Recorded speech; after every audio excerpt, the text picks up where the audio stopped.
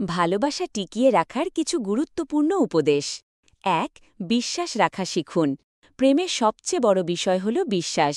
একে অপরের প্রতি সন্দেহ নয়, বরং বিশ্বাস রাখলে সম্পর্ক আরও দৃঢ় হয়।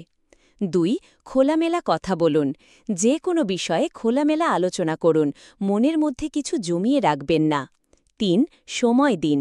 ভালোবাসার সম্পর্ককে সময় দেওয়া খুবই গুরুত্বপূর্ণ।